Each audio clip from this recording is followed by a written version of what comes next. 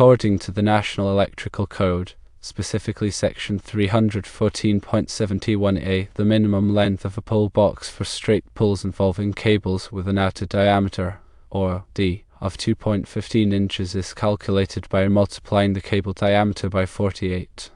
This means the minimum pull box length is 48 times 2.15 inches, which equals 8.5 feet. When sizing a cable trench for the same cables, it's important to understand that 110.74 does not directly dictate the trench width. Instead, refer to Section 314.71b2 of the National Electrical Code. This section addresses angle pulls in a trench. According to 314.71b2, the trench width must be at least 36 times the cable diameter. In this instance, with a cable diameter of 2.15 inches, the calculation would be 2.15 multiplied by 36, resulting in a trench width of 6.5 feet. However, the code provides an exception. If a pull cable is used, the trench width can be reduced. Section 314.71b2 specifies that with a pull cable, the trench width can be reduced 18 times the cable diameter. Therefore, if a pull cable is employed, the trench width can be reduced to 2.15 inches multiplied by 18, which equals 3.3 feet. Given the minimum bending radius of the cable and the presence of only a single 5 kilovolt cable in the trench, utilizing a pull cable is the recommended approach to minimize the necessary trench width. A trench width of 3.3 feet should be adequate in this scenario, assuming a single cable. To summarize the key points for correctly sizing pull boxes and cable trenches: firstly, for straight pulls, calculate the minimum pull box length by multiplying the cable diameter by 48, as per 314.71a. Secondly, for angle pulls in a trench, refer to 314.71b2 for trench width requirements. Thirdly, if using a pull cable, the trench width can be reduced to 18 times the cable diameter. Finally, always consider the cable's minimum bending radius when determining the appropriate trench width. The calculation for the minimum length of a pull box, given the outside diameter of the cable, is determined by NEC Section 314.71a. The calculation is the outside diameter of the cable multiplied by 48, or cable D, times 48. In the provided example, that would be 2.15 inches times 48, or 8.5 feet. For cable trenches, 110.74 does not apply to the sizing of a trench. Instead, consult 314.71b2. This section states that the trench width must be at least 36 times the cable diameter. For the example given, that would equal 6.5 feet. However, in 314.71b2, if using a pull cable, the trench width can be reduced to 18 times the cable diameter, which would be 3.3 feet. For a trench with a single 5 kilovolt cable, using a pull cable is recommended to reduce the width. To correctly size the pull boxes, you will need to know the type of pull that will be made. The NEC defines a straight pull and an angle pull. For a straight pull, 314.71 applies. The minimum length of the pull box in a straight pull is 48 times the outside diameter of a sheath. For an angle pull, you must follow 314.71b. For an angle pull, the distance must comply with 314.71 bone. This section states that the distance between each raceway entry inside the pull box and the opposite wall shall not be less than 6 times the trade diameter of the largest raceway. The distance shall be increased for additional raceway entries by the amount of the sum of the radius of all other raceway entries and the wall of the pull box.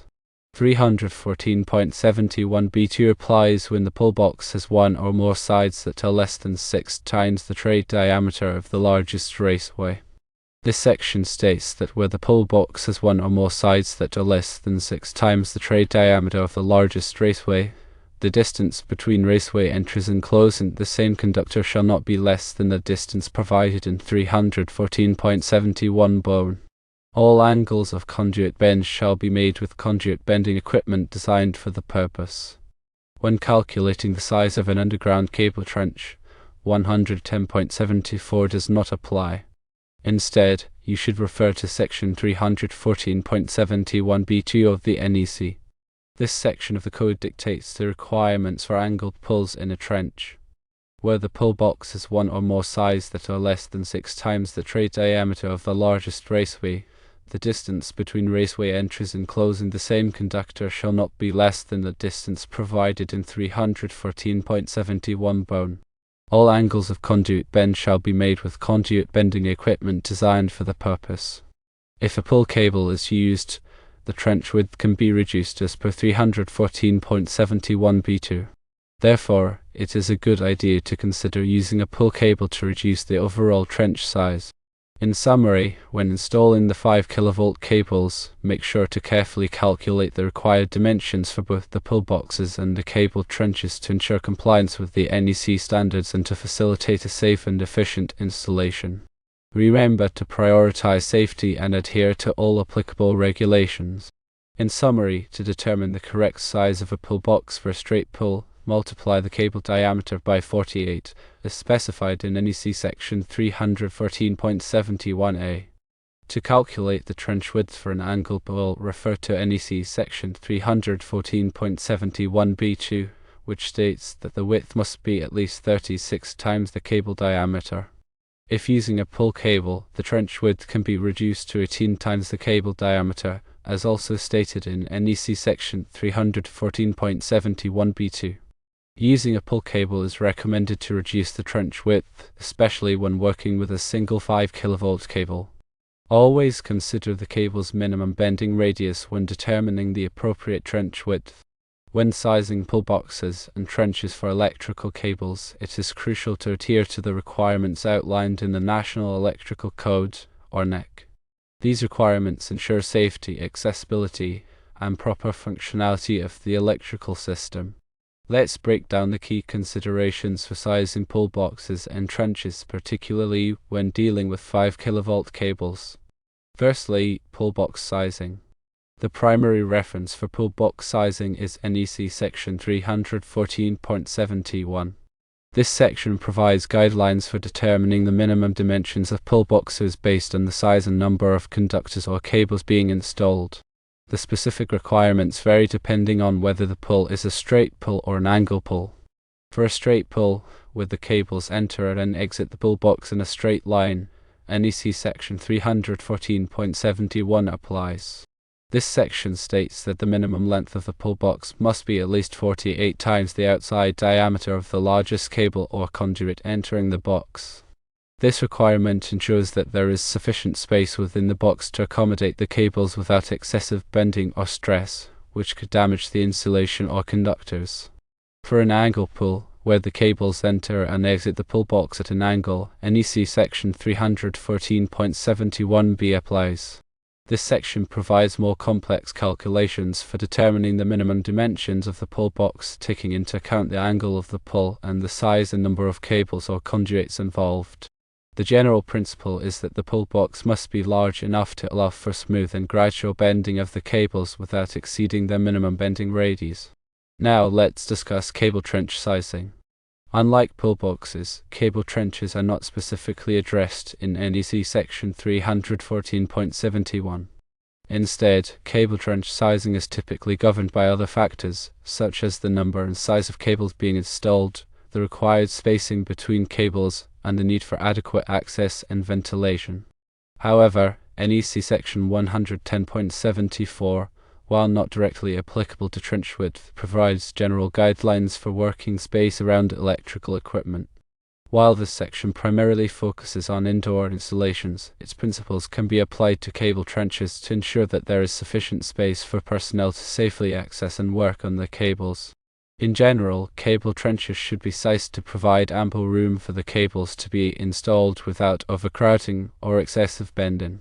The cables should be spaced apart sufficiently to allow for adequate ventilation and to prevent overheating. The trench should also be deep enough to provide adequate protection for the cables from physical damage and environmental factors. In addition to the NEC requirements, local codes and regulations may also impose specific requirements for pull box and cable trench sizing. It is important to consult with local authorities and qualified electrical professionals to ensure that the installation complies with all applicable codes and regulations. It is worth noting that the minimum bending radius of the cables is a critical factor to consider when sizing both pull boxes and cable trenches. The minimum bending radius is the smallest radius to which a cable can be bent without damaging its insulation or conductors. Exceeding the minimum bending radius can lead to premature cable failure and safety hazards. The cable manufacturer typically specifies the minimum bending radius for each type of cable. When sizing pull boxes and cable trenches, it is essential to ensure that there is sufficient space to accommodate the cables without exceeding their minimum bending radius. This may require increasing the size of the pull box or trench beyond the minimum dimensions specified in the NEC or local codes. In summary, sizing pull boxes and cable trenches for electrical cables requires careful consideration of the NEC requirements, local codes, and the specific characteristics of the cables being installed. The goal is to ensure that the installation is safe, accessible, and compliant with all applicable regulations.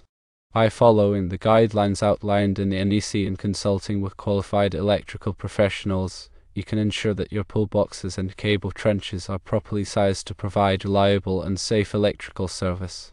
For pull box sizing in straight pulls, refer to 314.71a, and for cable trench sizing, refer to 314.71b2 of the NEC.